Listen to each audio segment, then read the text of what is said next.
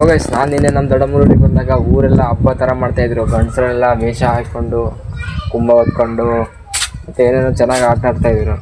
ಆ video play ಮಾಡ್ತೀನಿ, ನೋಡ್ಕೊಂಡು ಬನ್ನಿ ನೀವು.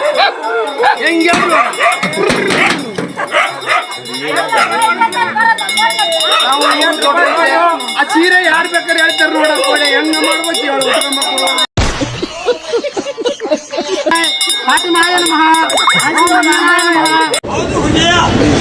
ಅದಾದ್ಮೇಲೆಲ್ಲ ಮಾವನ ಮನೆ ಹತ್ರ ಬಂದೆ. ಇಲ್ಲಿ ಎಲ್ಲ ವೇಷ ಹಾಕೊಂಡು ಡ್ಯಾನ್ಸ್ ಮಾಡ್ತಾ ಇದ್ವಿ.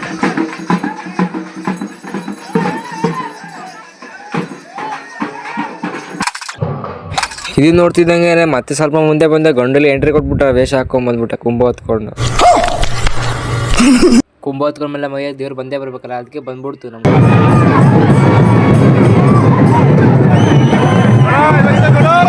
ದೇವ್ರ ಕುಂಭ ಹೊತ್ಕೊಂಡ್ಮೇಲೆ ದವ್ವ ಅಡ್ಡ ಬಂದೇ ಬರ್ಬೇಕಲ್ಲ, ಅದಕ್ಕೆ ಬಂದ್ಬಿಡ್ತು ದವ್ವ.